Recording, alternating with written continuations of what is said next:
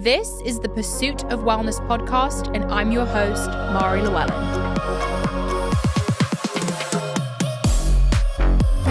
Cheers. Hello. Hey, how are you? Good. It's Monday. You'll be happy. I was just going over my next 2-3 months. I have very little travel. Really? As of right now, who knows? But I mean, you kind of can't. I'm trying to get people to come here. Yeah, I think that makes sense. Were you just going over travel in general or like work? Work travel. Mm-hmm. Yeah. So you just got back from LA. Yeah. For Expo West. Anaheim. Okay. Anaheim. Orange County, maybe? Yes. I think it's in Orange County. Can you explain to everyone, what Expo West is and like why it's such a big deal? People have maybe heard of it. It's big. It's called like Natural Foods Expo West. West just referring to West Coast. There's also one on the East Coast once a year. It's once a year. It's in March. It's in Anaheim, California, across the street from Disney World. I always mess this up. Is Disney World and Disneyland? You're asking the wrong person. All right. Well, I'm not a Disney girl. It is a place to debut your new product innovation or new brand innovation, depending on what stage your business is at, to generally the retailers of the world. So Amazon's there, Costco's there, Target's there, and you have the chance to not only debut to those buyers, the people who make the decision to bring you into the store, but also to just the kind of the general public of our industry. Yeah. And there's probably a good 100,000 plus people that are there, and you can get real time. I mean, for context, we've had this brand for 6 years. We've never debuted a product in any type of real life scenario. We have only debuted our hundreds of products in our living room. Well, in online, our office. online. Yeah, digitally, right? So it's always just been like Mari and I in a room, and like the only real hype you see is like Instagram comments. Yeah. So Mari was at home, I assume at our home and here in Austin, and you launched it digitally. Yeah, because guys, this is my first year not going to Expo West, which we can get into afterwards, but Greg was there physically. I was there physically with about 70 of our team members, 70. It was a lot. We had a large booth. I don't even know if you call it a booth once it gets to like 40 feet by 40 feet. But we debuted our soda, and we're so excited to kind of take what is this legacy category of sodas that we feel like are the opposite of bringing wellness to y'all's stomachs. And meaning like real soda. Meaning Coca-Cola, Pepsi, Mountain Dew, whatever it may be. We're hoping to bring you a not only healthier, better for you alternative, but quite literally a good for you product, which we'll be releasing this July. Yeah. And for context, Greg literally like pulled a curtain off the wall. Like it was a very dramatic unveiling. It was really fun to watch from afar. I was obviously so sad I couldn't be there for this big moment, but it looked incredible. And this product I mentioned in my previous episode, I think will be my favorite, because I was saying how much I love the flavors of the energy drinks and I wish I could drink 3 a day, but I can't because I can't handle that much caffeine. But with the sodas, I can have multiple a day. Yes. They're fun little treats. The Shirley Temple seemed to make the biggest wave at the expo, and it's also my favorite. It tastes like a Shirley Temple. It's so good. I mean, guys, just for like some context on how natural and awesome this product is, the Shirley Temple, which for people who did not grow up in America, such as the woman to my left, Shirley Temple is Sprite with cherry syrup, and 12-year-olds order it at restaurants. I actually didn't know it was Sprite. It's like a lemon lime soda and grenadine cherry syrup, and it comes with some maraschino cherries, which are the most delicious syrup filled, potentially have some sort of cherry actually in there, but they're normally 3 years old. What's cool is our product is so natural that we didn't even know if we'd be able to launch it this July because the cherry crops were not that great in 2024. So the cherry, there's so much just real cherry in this product. Mind you, it's only 20 calories, the entire soda, and it's like 3 grams of sugar, organic cane sugar. But the cherry crop was so crucial to us actually being able to make the millions of cans that we need to make that we didn't know if we'd be able to make enough. Yep. No preservatives. No preservatives. It's pasteurized. So the can just goes through like a hot tunnel. And so there's no preservatives in it. I mean, this type of conversation that we're having right now, they've never had that conversation in Coca-Cola's boardroom. Yeah. Apple cider vinegar. Yes. Like it's a gorgeous ingredient panel Yes. that I'm a big fan of. And you guys are going to be obsessed. I mean, what's sad is we've just announced it and it doesn't come out till June or July, which sucks. But you guys are going to freak out Yeah. when it's in the And shelves. we haven't announced this yet, but what's cool, and I think potentially the most special that we're able to do with our careers and bring to you guys is that it's coming to Walmart, right? So we're taking this product that is truly good for you and making it as accessible as possible to anyone in the United States, especially a place where, of course, there's a ton of unhealthy product consumption. You know, there's 5,000 Walmarts in every city in the country, and we are bringing this truly healthy soda alternative to their doors. I would say Walmart's the most accessible store in the country. There's the most of them. Yeah. I mean, unless you were going to talk about like 7-Elevens, right? I think there's like 20,000 7-Elevens. Yeah. But or there's a store called Dollar General. I think there's like 20,000 of those. But in terms of like big box retailers where Bloom is pretty prevalent, I mean, there's more than twice as many Walmarts as there are Targets. What would you say to people who are like, oh my God, there's enough prebiotic sodas, like enough with the sodas? Yeah, I mean, I think I would respond to them in a more general statement, which is just speaking from our perspective. There are 50 other greens powders. There are 1,000 other energy drinks. I hate to break it to you, Mari, maybe you don't know this, but there's 100,000 other podcasts. And I think for somebody to not do something because somebody has done it before, especially if you think that you could do it better, which we know that we can, that's so disappointing. And if nobody did an alternate version or a better version or the same version, if you want, of something that's already on the market, then you're never going to be able to release everything's already been made before. Yeah. And I hope that anyone out there who wants to start their own venture or partner on a new venture, if their biggest concern is this has been done before, that's not a concern. Erase it from the whiteboard. Just do it better, do it your way, bring a new story to it. And I think launching this soda has me really reflecting on our journey as entrepreneurs. And it's just so crazy. Like it feels like yesterday that we were like in my dad's kitchen sampling pre-workouts. And I was like, this is crazy. It's never going to work. How are we going to do this? Or like coming up with the name of it in the car in Boulder and like sketching the logo. Like it was just a crazy idea that we were like, why not? Like, let's just give it a go. And now we're launching a freaking prebiotic soda at Expo West. We have the biggest booth. It's like insane to see how excited people get. And our PR news got leaked early because someone found out early and then put it in the news. And I was like, the fact that people are even talking about us, about our brand is insane. Like I feel like we have a child, like Bloom is my child.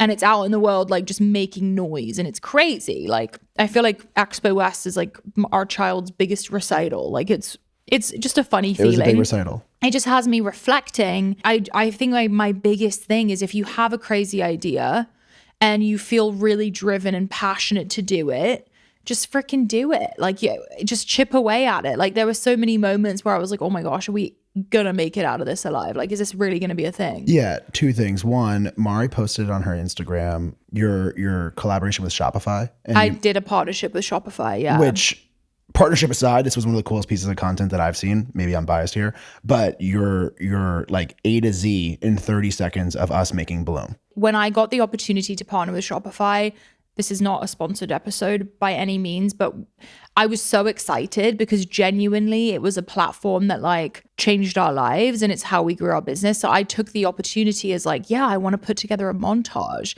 And going through all those videos, I think like reminded me of those days of like, you know, sitting there watching people on the website, like us in our apartment in Brooklyn or us in Colorado launching the brand, like how young we look and how we had no idea what we were doing, but we figured it out. Like the light box, the camera, like it's just so funny. And when people are like, how do you start a business, or they're excited, it makes me excited for other people. What's proprietary about what you're doing? That's all you need to bring to the category. So we made a healthier version of an energy drink in a category where there's hundreds of other energy drinks. And everyone said the same crap when we launched this energy drink, which is there's already so many other energy drinks. You can't do something unique. This is unique.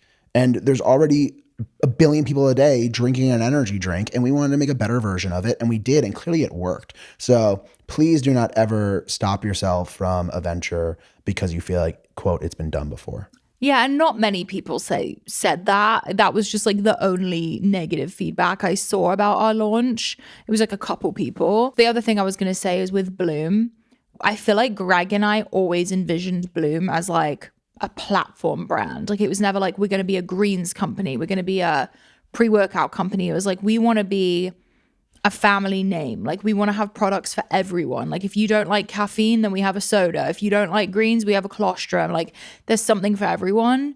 And we just have this bigger vision for Bloom. I just feel like it's meant to be this platform name. But I recently found out, and I just thought this was very funny and they would like to hear it, that we have become like middle school and high schoolers like favorite beverage, which I don't know if that's like should 13-year-olds be drinking energy drinks? I did.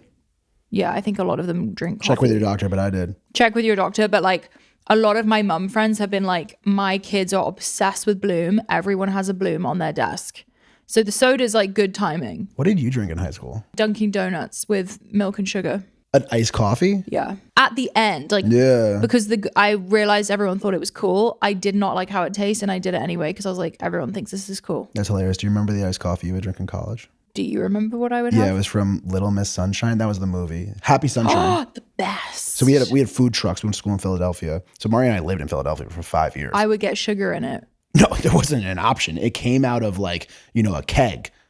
And it was amazing. The sweetest, whitest coffee because it was probably 90% milk. Yeah. Or whatever it was. And it was a lot. Oh my God, I loved it, didn't I? They had the best egg sandwiches. I feel like I would get a buttered bagel. That's something you would order. And do you know what else I would get? I remembered that Starbucks in the LeBeau building. Yeah, that was new. Yeah. Frappuccino, like the white bean frappuccino, yeah. Cake pop or pound cake. You were hitting the cake pops? Like in the morning. But like now that you know where I'm from, like you've been to Gloucestershire and you've seen the cake shops, like. Okay, this is something that needs to be spoken about. In the UK, it's normal to have a slice of cake for breakfast. The most stable, consistent home that Mari's stable? lineage, not stable, meaning like they haven't moved. Like Granny has lived in Gloucestershire. Most consistent. Sorry, consistent. Gloucestershire, UK. Gloucestershire, UK. There is probably on every block 4 cafes that if you were just an American walking in, you would think, is this also a bakery? And everyone is eating like a slice of cake with their coffee or tea in the morning. Like Granny's town is just cake shops and coffee shops and bookshops. I just have never seen anything like it. It's a big part of the culture. Yeah. I get the sausage roll though. Oh, I mean, I'm a sausage roll girl. I'm a savory guy. I'm a big savory girl. But for some reason in college, I just look back on my decisions and I'm like, what the frick was I doing? Like a morning cake pop and a frappuccino. No wonder I felt like shit. Breakfast of champions. But yeah, Happy Sunshine. I really wonder if it still exists at Drexel. If you go to Drexel, please DM me and tell me if Happy Sunshine's still there.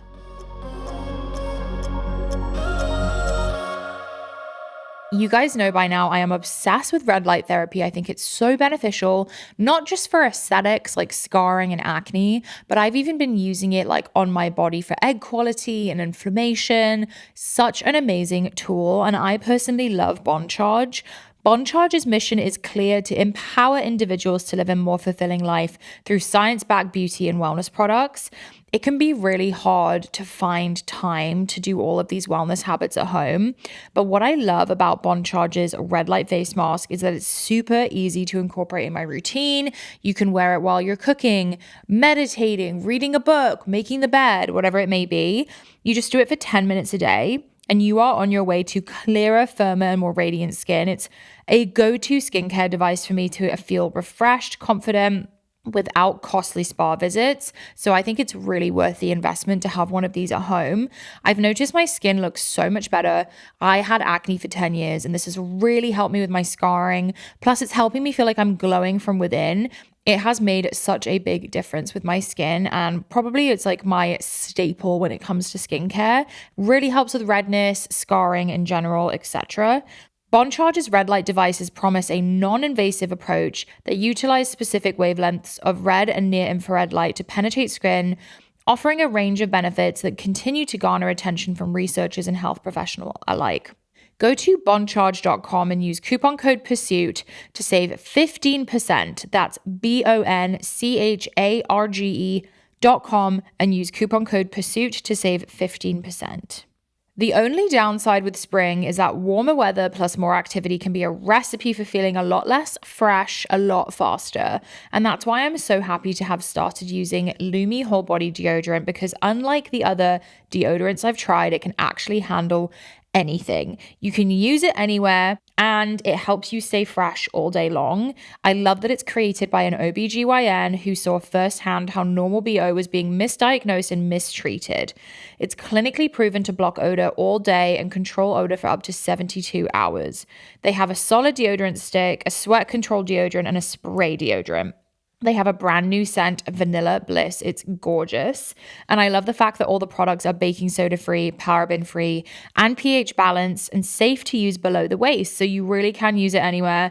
Pits, under boobs, thighs, belly buttons, butt cracks, vulvas, and feet. So you're covered head to toe. Lumi's starter pack is perfect for new customers. It comes with a solid stick deodorant, cream tube deodorant, 2 free products of your choice, and free shipping.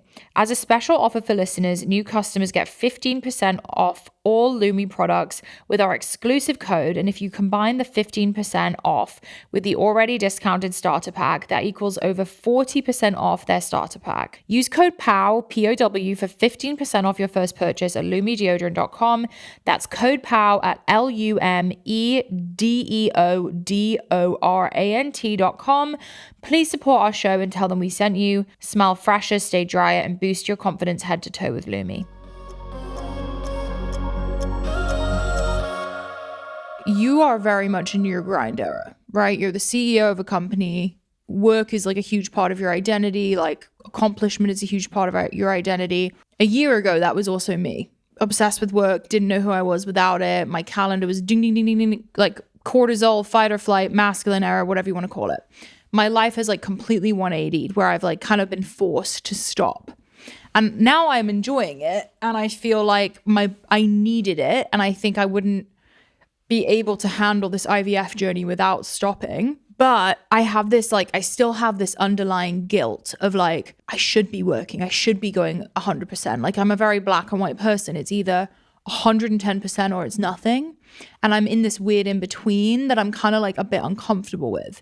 So I'm reading these comments of like, where are all the guests? Where are the experts? It's just solos right now. And I've told you I'm focusing on solos because it's difficult for me to prep for these experts and like give it my all right now because my mind is just not there. They'll be back in a couple weeks, few weeks, but right now I just can't. You know, I used to be number 1 or 2 on the charts and now I'm not as much because I haven't been doing as many guest episodes. Like things are just reflective of the time that I'm in. I kind of started to spiral this morning and I was like, oh my God, like my hard work is slipping, like my accomplishment, like just that feeling, or even me not going to Expo West. Like it is hard to say no and have boundaries. And I think it is, you know, tough on my brain. And I know I'm in a season of life where it's okay and there's bigger, more important things. What do you think? I think that there's certain decisions that are obvious because there's this tangible risk. So you going to Expo with 100,000 people from around the world, you were going to get sick. We cannot get you sick right now. Mm-hmm. So it's like, that's obvious. Or like South by, like I had all these opportunities for South by that I said no to. I agree with what you're doing 100%. There just needs to be chapters. You can't be at a full sprint for a decade straight.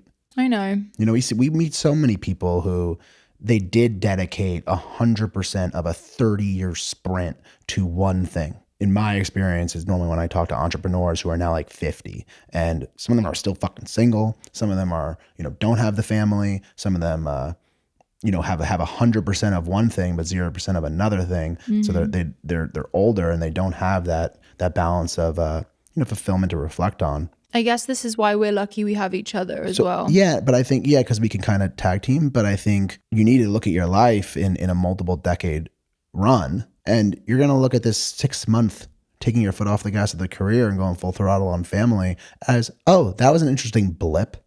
Right now, it just feels like a ton of time. I know, but then I think for a woman, it's hard because now I'm like, okay, fingers crossed, knock on wood. Hopefully I'm pregnant soon.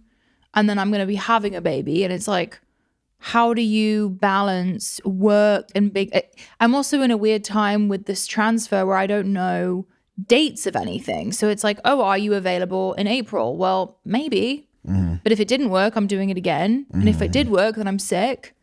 Or how do I know when I'm going to feel good? Like I feel like I'm in a very uncertain time where I've had to let go of control. I just want to talk about it because I think a lot of women can relate. And then I have friends who are like, oh, I really want to have kids, but I'm so into my career. And how do you do both? And it's just weird. For a woman, it's weird. Like, It's weird. Because it feels like, and not everyone feels this way, but a lot of people feel like they're put on earth to have kids. Like I feel like it's a big part of my purpose.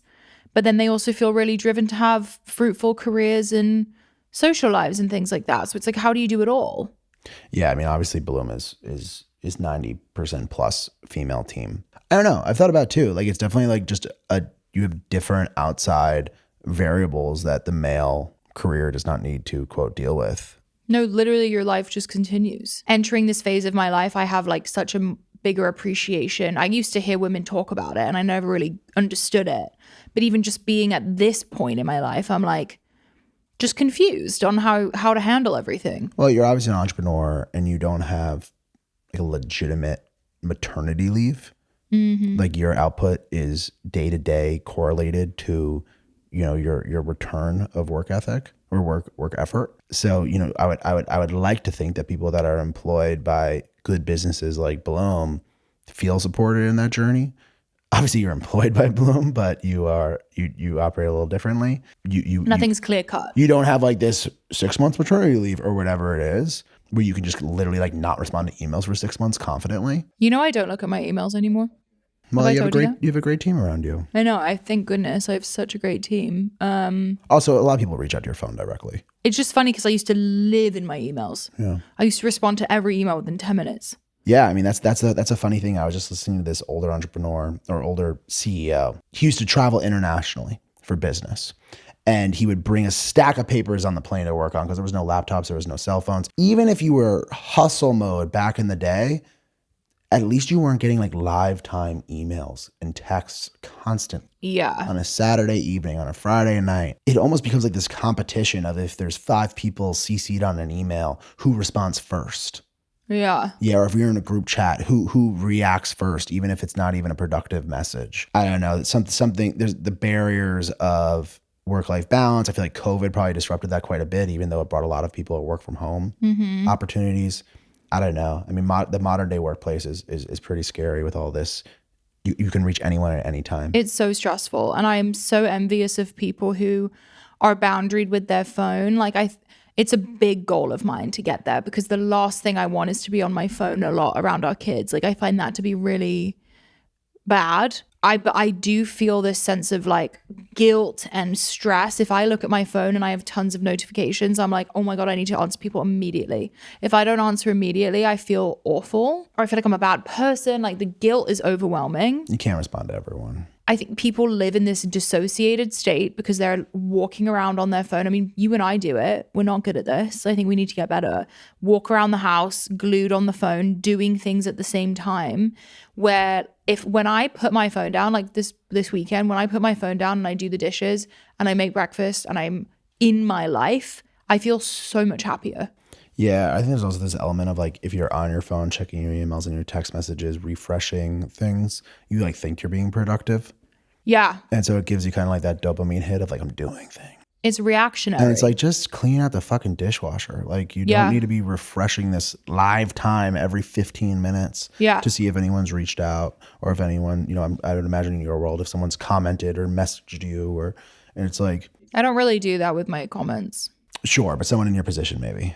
Something needs to change. Yeah, it's a lot. I feel like we all need a collective agreement that we are not blowing each other up or like expecting responses immediately. That's what it would be, right? It's totally fine for people to reach out 24/7. It's more so like what's your relationship with that device? I know people who have like away messages. Have you ever received one of those? It's automated. Like on a text message? Yes. That's crazy. I've seen multiple people, like CEOs that have that. Yeah. I respond right away. I know. I'm really or I'm not responding. At some point you're gonna have to figure out how to have a little more balance. Yeah. But we just launched a soda. When we have a baby, you have to figure that out. Yeah, of course. We're gonna pull up some voice messages. Hi, Mari. I'm Irena from Italy. I love your podcast. I know you have suffered from the imposter syndrome, but I want to know if Greg has never had that. And if yes, how you and your husband deal with it. Thanks. Bye, Mari. You're doing great. And finger crossed for your IVF journey. Bye. So sweet. Thanks, Irina. Have you ever had imposter syndrome? I've probably expressed it on the podcast before, but I'm by far not an academic. And a lot of people in my position or that I do business with are like finance whizzes, number whizzes, and have a very different but useful way of thinking about business. And so sometimes if I'm in a room with people like that, I more so used to be very intimidated and felt like I couldn't hold my own. I think there's different paths to the same destination now, and you don't need to be one of those types of quote business people. But how do you deal with imposter syndrome when you have it? Like, how do you build confidence before you walk into a room like that? First of all, it's always okay to answer a question and say I don't know, which I think in my youth I was very concerned about doing. You always try to like answer the question, or maybe right now I should try to do that. But I think it's totally okay to not know something, have no experience doing something, or to try something you've never done before. And no matter who you're in the room with, even if it's someone that you're asking to like join you on that journey, to admit what you don't know, but explain what you do know, then that's totally an okay answer.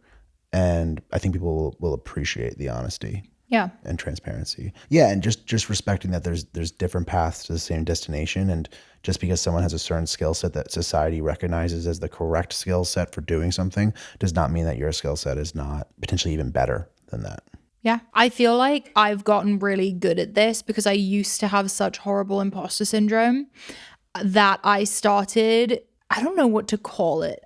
I need to come up with a name for it. For example, when I went to Harvard Business School, when I'm on a stage and like in my head, I'm like, wow, I would never get into a school like Harvard. I am not academic. I got bad grades. Like, why am I on this stage? I just like assume this role as if I'm an actress going into a movie where I'm like, I am the Mari that they think I am. I have this amazing business. And I'm not bragging. I'm just like, this is what I have to tell myself in order to get on the stage. I have an amazing company. I've built a platform. I have a podcast. Like, you have to remind yourself of all the amazing things you've done, and almost like I pretend I'm in a movie and I'm someone else. Really, it's me living my actual life. But for some reason, if I convince myself I'm like an actress, it helps. And I kind of like assume this role. Like, if I go in a social situation where I'm nervous, I'm like, I am the most talkative social person in this room. Like, I'm smiling, I'm asking questions, even if I'm like, and maybe a little bit of it is fake it till you make it, but then it actually becomes who you are. And now I feel very comfortable in social settings because I know I have that ability in me. I think the older you get and the more people you meet, the more you realize that everyone feels the same way. And like, a lot of times you walk in a room and you're like, oh my gosh, all these people, they know each other. They are super smart and knowledgeable and they've been here 1,000 times and I'm the new one. Nope. Most of the time, everyone else is new too. They're shy. They're embarrassed. They're insecure. Like, you have to remind yourself that everyone's just a freaking human being and everyone's having their own experience and they're also worried about their own shit. Like, they're not worried about you. So I think reminding yourself of that.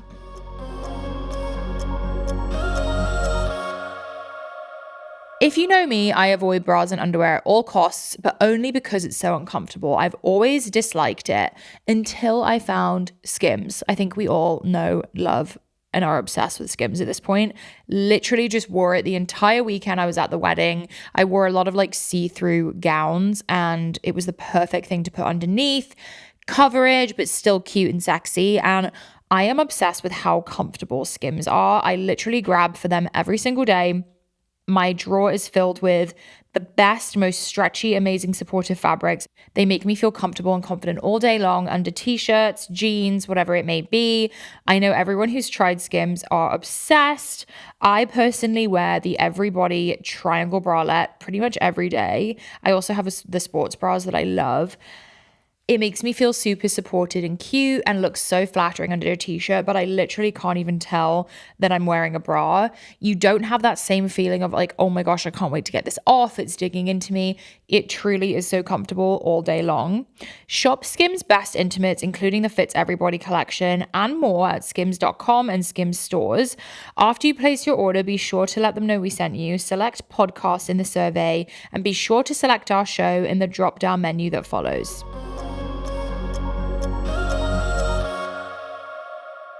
Maury and Greg. I am so excited to be chatting with you. I've gotten so much from listening to your solo episodes, and I have a question about navigating change in a relationship. I'm engaged to my partner, and we moved to a new state about a year and a half ago. And we made the decision together, but the move ended up being really tough for me. I ended up changing my career, and I just launched a new one, and I finally have friends here. And now we're talking about moving again because my partner is unhappy in his career here. I totally support the decision and I'm on board with moving, but I would love any advice in navigating this situation. I know you both have moved together more than once in your relationship, and I would love to know how I can stand up for my career as I'm afraid of the same situation to happen again. But I also want to support him and I want him to be happy in his career as well. Let me know your thoughts. Can't wait to hear it. Thanks. Great question, Erica. I mean, it's exciting that you guys are moving and trying out new things. I would applaud you in that way because I think a lot of people get stuck in one place and they're afraid. I guess this is also where we're lucky because we've always worked together and we've kind of moved as one. I feel like it's definitely worth having a conversation and being like, I really love where I'm at and it took me a minute to get here. I'm loving my career and my friends. Like, is there anything we can do to help you find something where we are right now? Or like kind of come to a compromise? What do you think? Yeah, I think that like it's pretty rare in life that you get to try to do something again. Mm-hmm. And hopefully each time you get a little bit better at it. So hopefully whatever pain period there was in this last move will be expedited in this new move. And you'll kind of know like, oh, well, in the last move I should have done X, Y, Z. But maybe they don't have to go. What about her career? What about her friends? But if it's like you have to, yeah, if it makes sense. You've done it once before, you're gonna be fine. Like you've already like built those skill sets. I just feel like maybe if you delay it, he'll find something where you live right now. I think follow the opportunity. If the opportunity makes sense for the two of you, then I think hop on it, and I think the universe will like reward you in that new city. Okay. And I would kind of trust the process, but you can always go back. Hi, Maury and Greg. First of all, I just wanted to say a really, really big thank you to both of you. Your products and your content are the number one reason I became interested in health and wellness.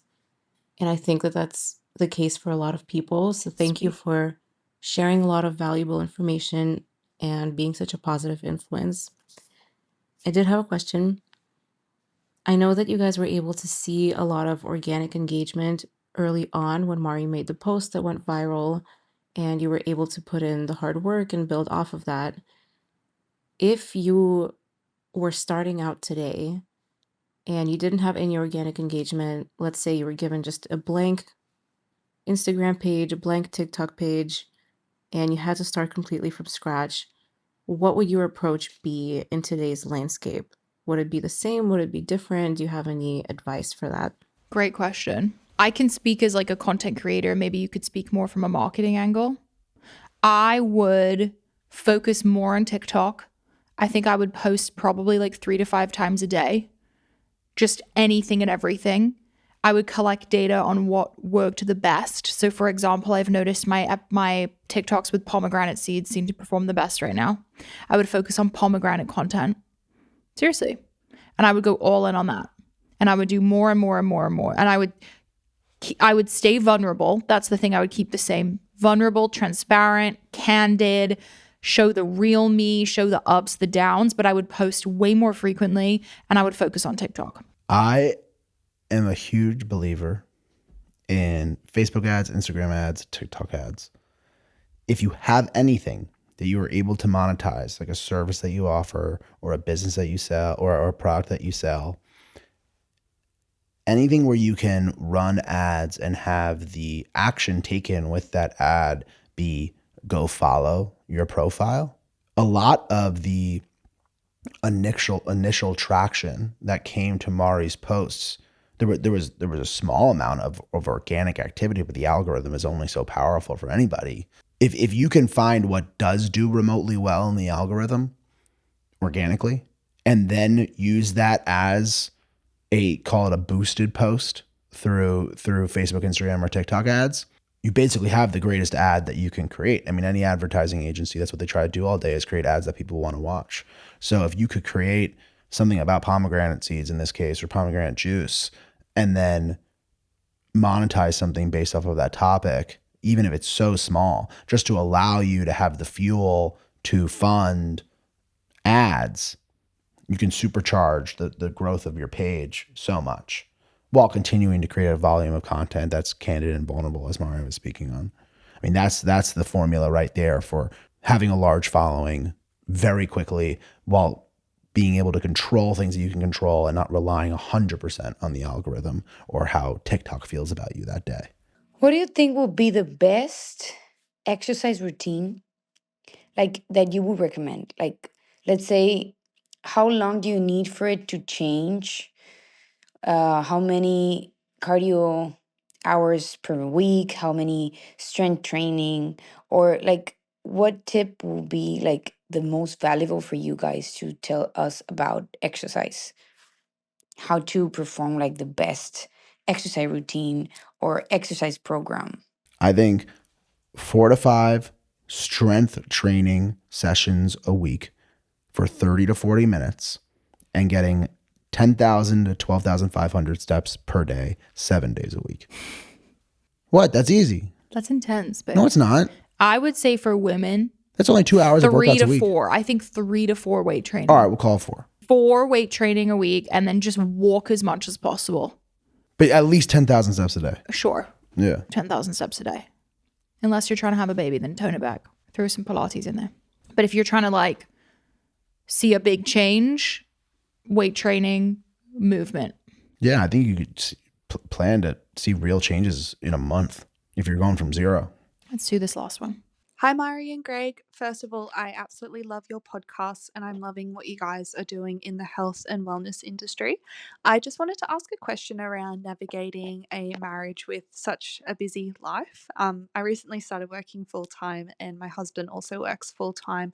And we're finding it a little bit difficult to find time for each other and really prioritize our relationship when everything else is crazy. So I'm sure you guys understand what that's like. So I would love to hear any thoughts or any tips in this space. So yeah, thank you so much. Sending lots of love from Australia. Hi to Lucy in Australia. Yeah, this has been, I think, an ongoing journey for us, and we've really figured out ways to make it work. You know, we are both very busy. I've been busier than I am now, but which is good. But we started a business together. We used to work side by side all day long, and then our roles definitely drifted, and we were both very busy on separate schedules. So I think we found like rituals to come together during the day. We used to spend mornings together. I think it's shifted to evenings now. We always have dinner together when we can, which I think is huge. We go to bed at the same time. We spend weekends together. I'm a really big planner. I like to have reservations. I like to have activities. I create a note of like ideas of things to do on the weekend. We like to, you know, plan special trips together. And then I think also I would emphasize like the small moments in your day, like the moment you say good morning to each other, the moment you see each other at night when you get back from work, and being really present, putting the phone away, eye contact, like asking questions, making the other person feel special. Greg just got back from Expo West. He crushed it. I made sure I had a card waiting for him, a little present. I got him chocolate covered strawberries. Like I wanted him to feel like I was really proud of him, because I was, and just like showing him how much I care and appreciate him. Yeah, I think little bits of effort. Mari holds the house together 90% of it in terms of our activities. Greg doesn't like to do anything. Here I am complimenting you. But Mari holds the house together with those types of things. I think 15 minutes in the morning goes a really long way to have a present moment. And then we've been relying on at least like a good half of the day together, solid on Saturday and or Sunday. And you sent me flowers when you were away. Yeah, always. Yeah. I like that. And figuring out each other's love languages. Yeah, just creating like clear signs of effort. And figuring out each other's love languages. Like Greg's more of an acts of service and I'm more of like a words of affirmation. And I think like fulfilling those needs for the other person. Therapy is also really helpful, like in figuring that out, I think. Anyway, guys, thank you so much for the questions. Greg, thank you so much for coming on the show. Thanks for having me. We cannot wait to launch Bloom Pop, and we'll see you guys soon. Bye.